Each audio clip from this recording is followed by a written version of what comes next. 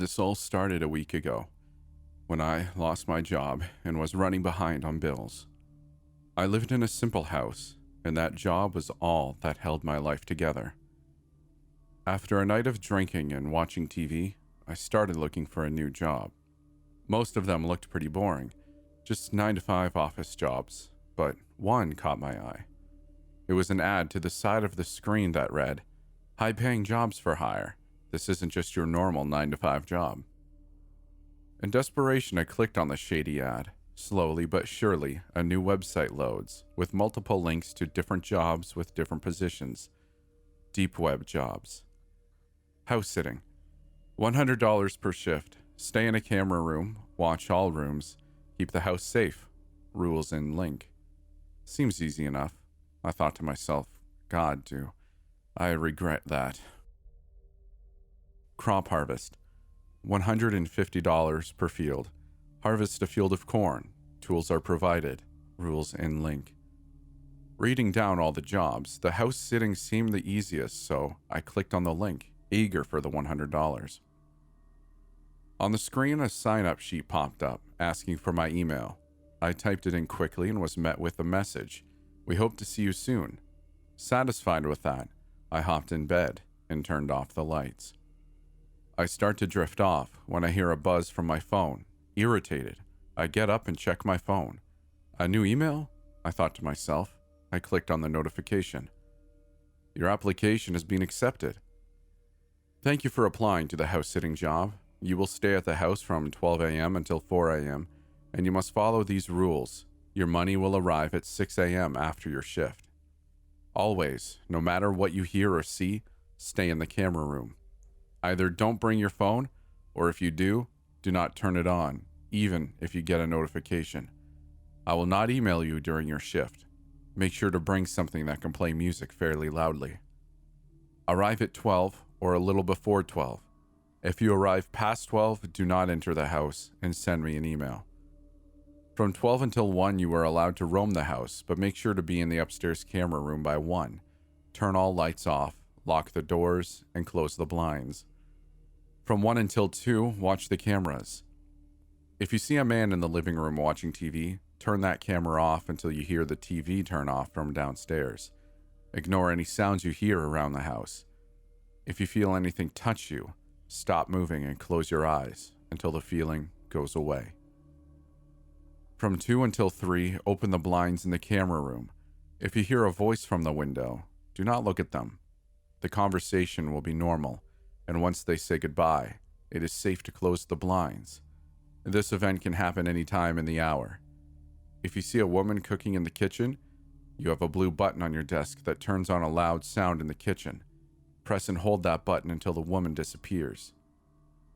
From 3 until 3:33, turn on your music device as loud as possible.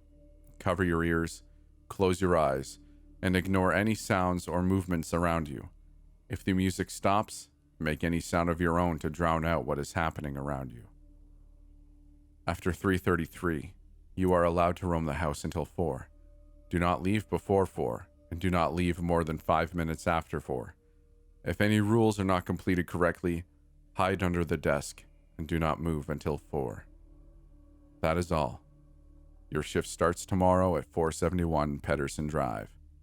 Sincerely, Mr. Salazar. I must have read that email 10 times over, thinking this was a prank or something. No way do I actually have to follow these crazy rules, I thought to myself, entranced at how specific the rules were. I put my phone back down to charge and went to sleep, still confused by that email. All I could do the next day was think about what that email said. Man in the living room, woman in the kitchen, conversation with a person in the window. It all seemed too crazy to be true. But I couldn't help but find myself 15 minutes before 12, with an old iPod in my pocket, standing at 471 Pedersen Drive. I entered the house. It had a sort of old but still livable vibe to it. The house was dusty, but the kitchen and living room were spotless. I made my way upstairs, and at the end of a long hallway stood the camera room. It was barren and small, with nothing but a chair, a camera monitor, and a couple windows in it. I sat down in the chair. Man, I hope this is worth it. It wasn't. Looking at the computer's clock, it's 12:03. I have 1 hour to look around the house. First, I head back to the living room, close blinds, lock doors, and turn lights off. Repeat that for all rooms, and at 12:56, I was back to the camera room. As soon as it hit 1 o'clock, I felt a sudden dread, telling me to get up and leave right now. I turned on all the cameras, and on the back of my neck, it felt as if a feather was resting on it. I froze. Keep calm, Chris. Keep calm. I closed my eyes as I remembered the rules.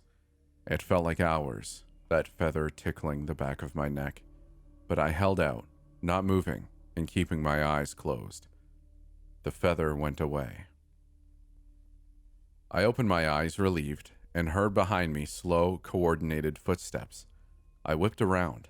The footsteps went away, and a slow chuckle came from the camera speaker. The man was watching TV. The TV was lit up with some cooking show, and the man was chuckling while watching the show. I turned that camera off and hoped I had done it fast enough. The sound from the TV echoed up the stairs, chilling me to the bone. What the hell is this place? I thought to myself, feeling queasy. And how is it only 1:20?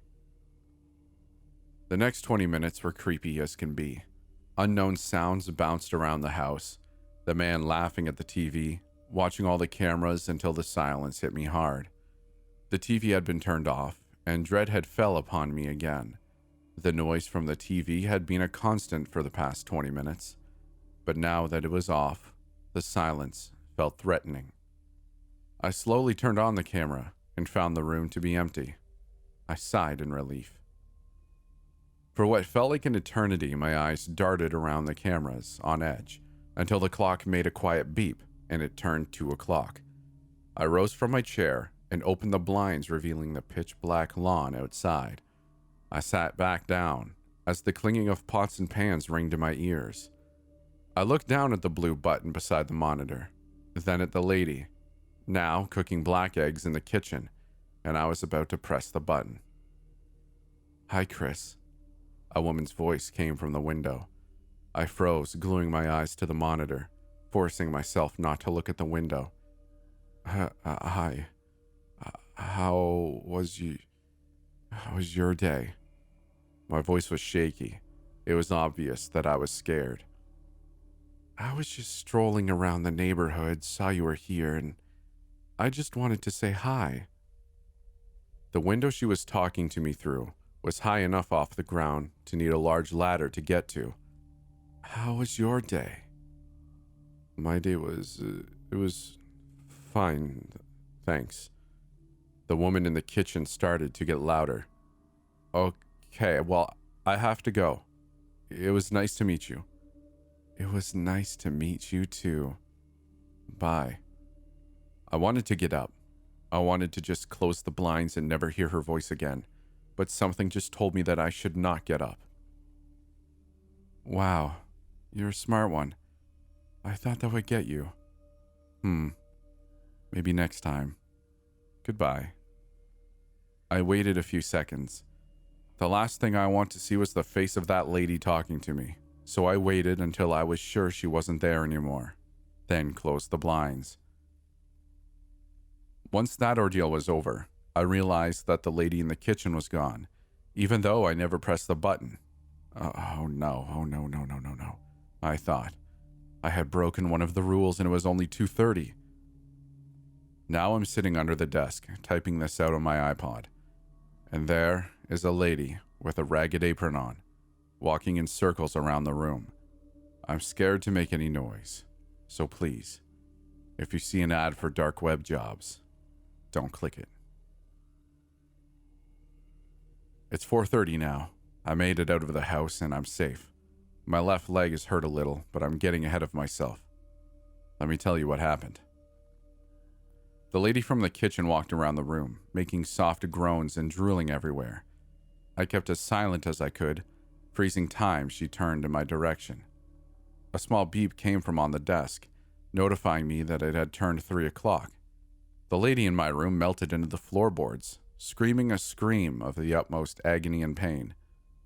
What I was supposed to do at this point was turn on the music on my iPod, close my eyes, and cover my ears. But hiding under the desk, I didn't know if I still had to do that. I waited, and silence was all I could find, until the walls and floors of the house started to contort. The house shifted and moved into what looked like faces popping out of the walls. The only description of the sound I can think of is a scream of terror itself. I couldn't take it anymore. My mind told me to get up, to run, to get out as fast as I can, but I knew I couldn't. I closed my eyes and turned the music on. The screams were drowned out, and it seemed almost calming. But in the back of my mind, I knew what was happening around me. The music blared loudly, and my eyes stayed glued shut. Then the music turned off. I opened my eyes, and the house was normal again. Shakily, I stood up and looked at the clock. 3:34.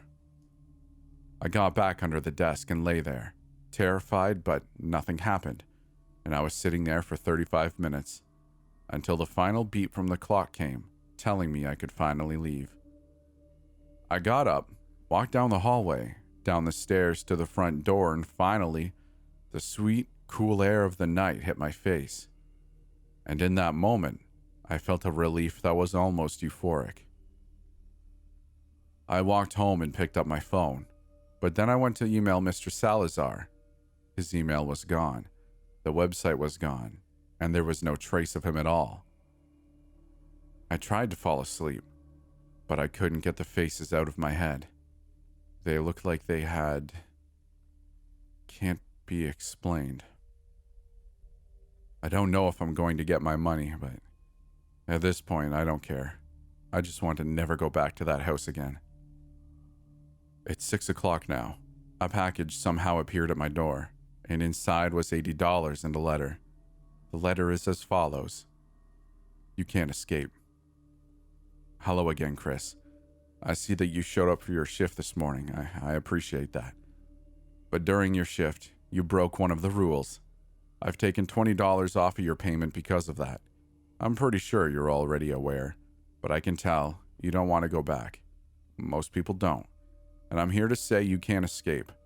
By entering that house, you pretty much signed your soul away. No matter what you do, you will always be at that house by 12. That is all.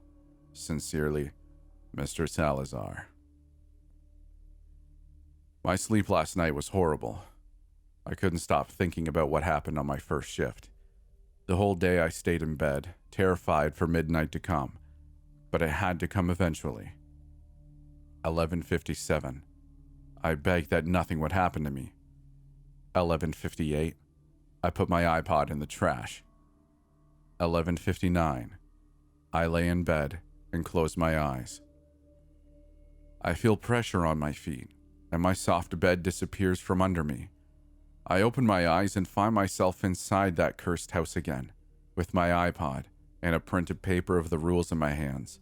What? How is this possible? I think to myself. I ran to the door, slamming my fists against it, wanting any way out, but to no avail. I couldn't leave. I defeatedly walked up the stairs and sat in the camera room chair. I sat there crying for an hour, until 1 came, and with it came the man laughing at the TV. I turned the camera off and continued to sob, not caring about the sounds around me. But then, I felt a hand wrap around my neck. I froze, closed my eyes, and tried to control myself. The grip closed tighter and tighter until I could barely breathe. Then it finally left me alone. I gasped for air and grabbed the printed paper of rules given to me at the start of my shift. I looked at the printed sheet of rules, and at the bottom was a handwritten message from Mr. Salazar himself. Good luck. I looked back up at the cameras and composed myself. Okay, Chris, you can do this. You've already been here once. Pull it together. I listened, not hearing the TV anymore. I turned the camera on, and the clock let out a small beep. It had turned 2 o'clock. I stood up to open the blinds, but hesitated. Did I really want to talk to her again? Regardless, I pushed the thought away.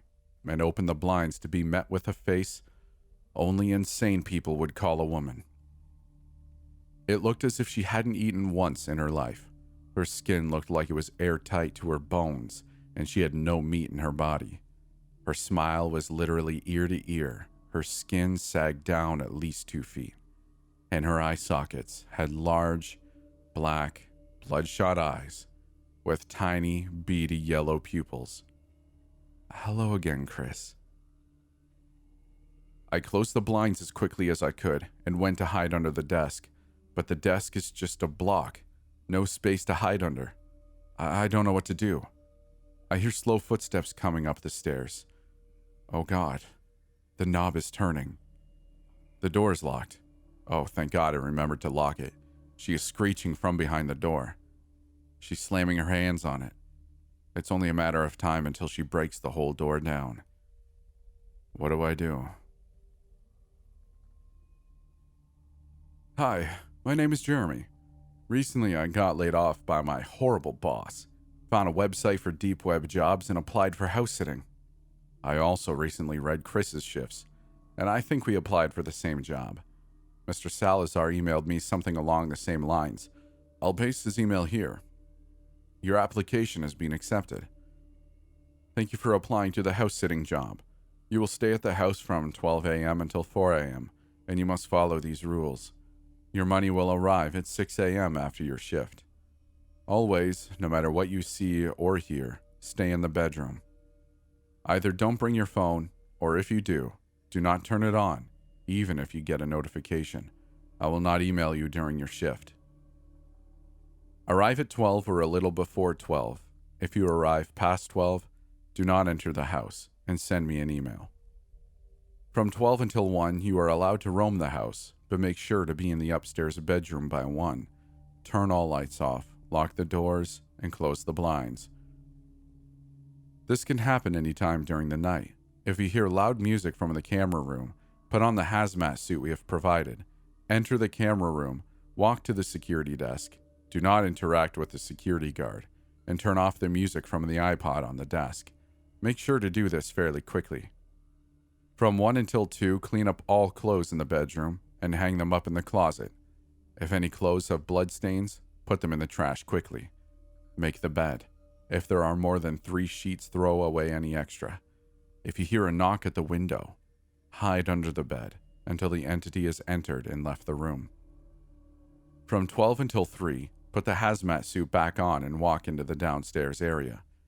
If there is a man watching TV, turn the TV off and ignore what the man does. If there is a woman cooking in the kitchen, then turn off the stove and ignore what she does.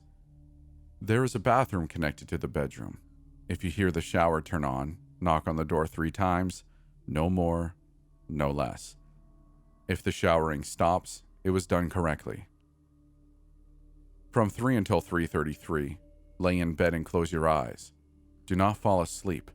Make sure to pull the blankets up to your neck and make sure they stay there. From 3:34 until 4, your shift is complete, and you are allowed to roam the house until 4. Do not leave before 4, and do not leave more than 5 minutes after 4. That is all. Your shift starts tomorrow at 471 Pedersen Drive. Sincerely, Mr. Salazar. I don't know what this means, but having read Chris's posts, I think I'm ready and I can survive. I'm going to type this out after my shift is over, if I survive. I entered the house and looked around, just as Chris had said. It looked old, but you could live in it just fine. The kitchen and living room were in pristine condition and looked like they were bought yesterday. I walked up the stairs, walked down the hallway, and turned right just before the camera room, entering the bedroom. The room had a king-size bed in it, with clothes and bed sheets scattered around the room. There was a door off to the side of the room, which I assumed was to the bathroom. The nightstand next to the bed held a small digital clock and a printed paper of the instructions. The clock gave a small beep, signaling my time had started. I went down and picked up a couple pieces of clothes, varying from bras to underwear to hats. I hung them up in the closet and started to get bored. until I found a gray striped shirt with a large crimson stain on it. I immediately threw it in the large garbage can in the corner of the room and continued with my work. I was picking up the last piece of clothes, ready to make the bed, when I heard 5 slow, hard knocks on the window across from my bed. My blood ran cold. I dropped the clothes I was holding and crawled through to the small space under the bed. It was silent until the door slammed open and a woman fitting the description Chris gave entered the room. "I know you're in here. You can't escape. I'll find you eventually." I held my breath for as long as I could. She started to get angry and slammed her frail hands on the nearest things around her. She screamed in anger, wanting only to trap me in this house. Eventually she left and slammed the door behind her. I got up out from under the bed, quickly collected the sheets, and made the bed, making sure to throw away the 2 extra sheets. Only $2.45? I thought. Then came the loud music from the room next door. I calmly but scaredly put on the hazmat suit and opened the door. I cautiously stepped out into the hallway and saw, down the stairs, a man watching TV. I opened the door to the camera room slowly and saw a man, if you can even call it that, sitting in the chair. He had rotten dead skin and sat with a hunch. His back was almost at a 90-degree angle. I walked over to the desk and spotted the iPod. "Keep calm, Chris. Keep calm," the guard repeated to himself. I gave him a look of sympathy as he stared up at me with terrified eyes. I grabbed the iPod and turned the music off. Chris covered his ears and kept repeating the same phrase. I walked back to the bedroom, just in time for the clock to give a small beep and turn 2 o'clock. Let's be honest.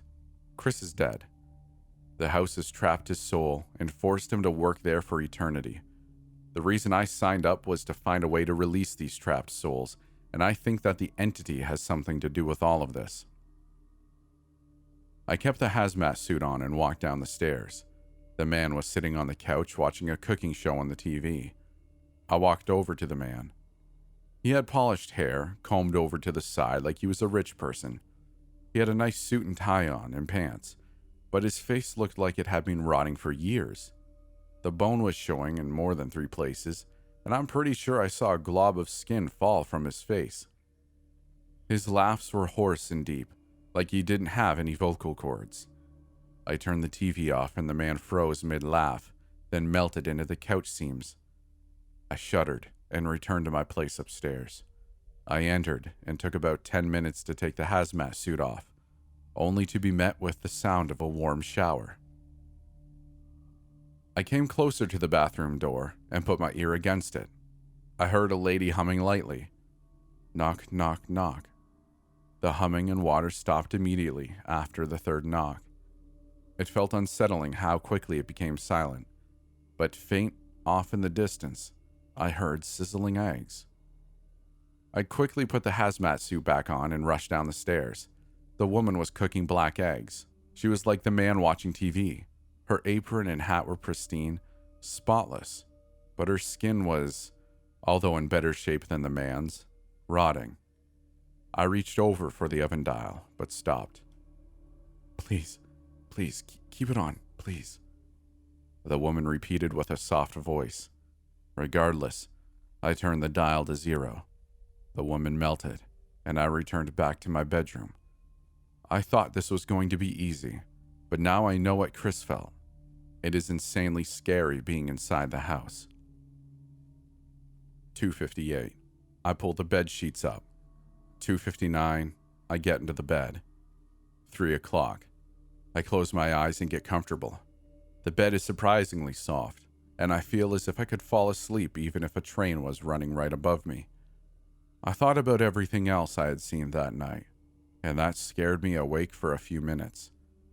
But it was a constant struggle to stay awake and conscious. But I knew I would become like Chris if I fell asleep. Finally, the clock beeped, and the bed felt like it became stone, and I climbed out confused. I now had free time to walk around the house until 4. I checked in the camera room, and Chris had disappeared. I waited patiently for 4 to come, and when it did, I went home and started plotting a plan. Like many of you have suggested to Chris, tomorrow I'm going to bring a knife and a lighter. I'm going to try to stab the entity and hopefully I can survive.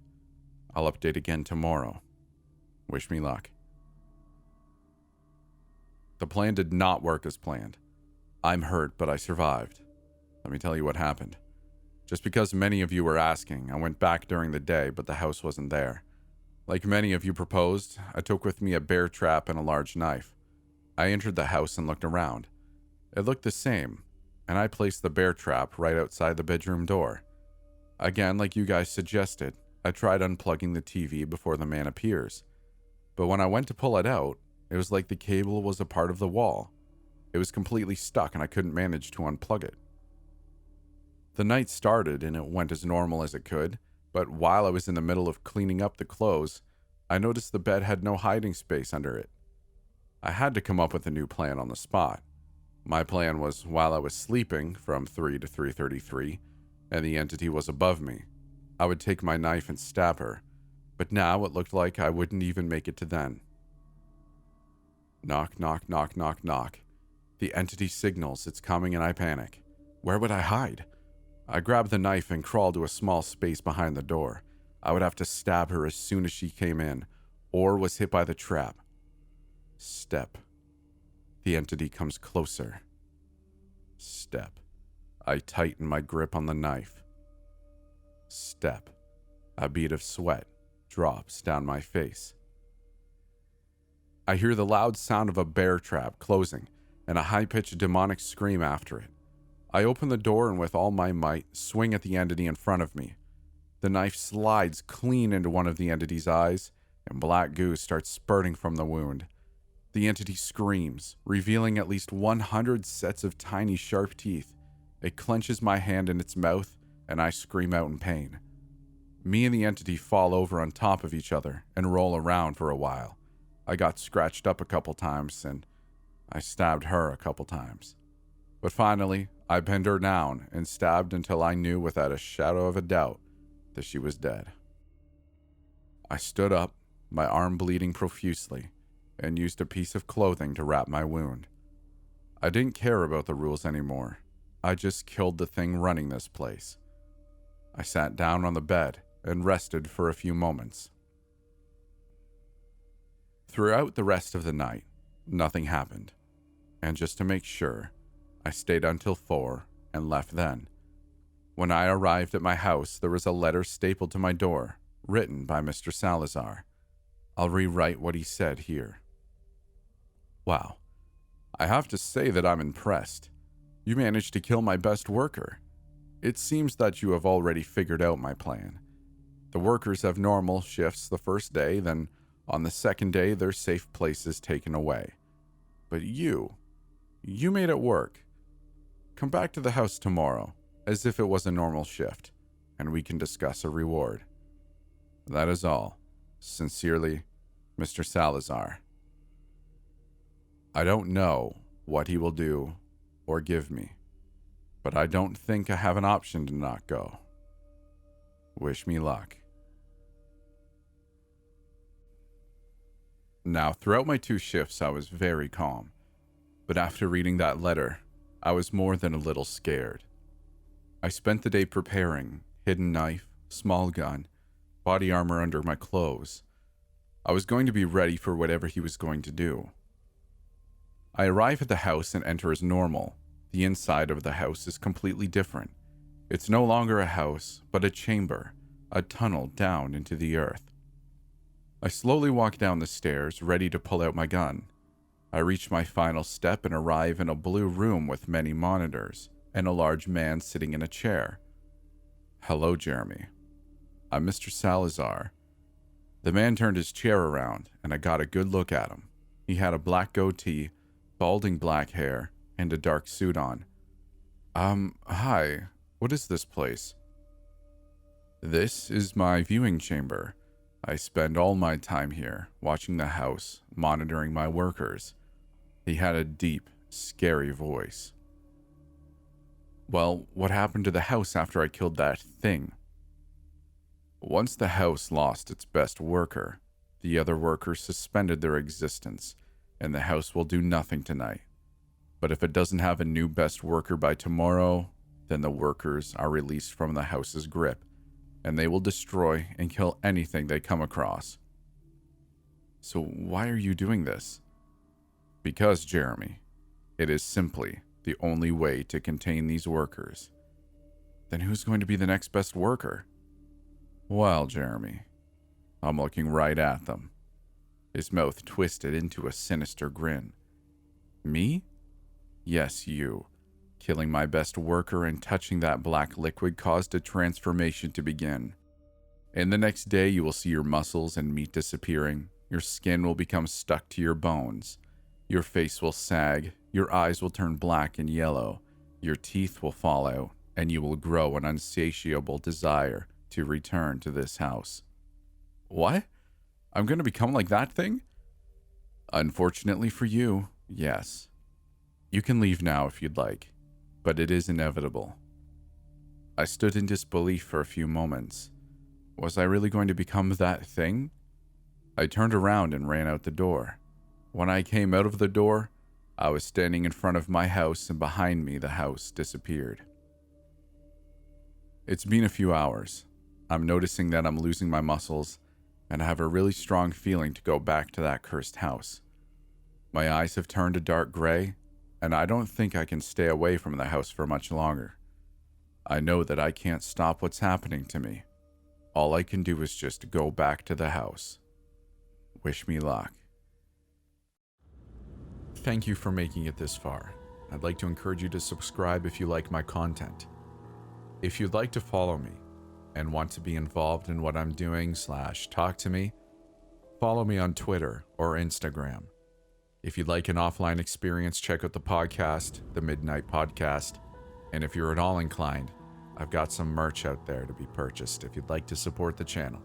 Thank you for listening, and we'll see you in the next video.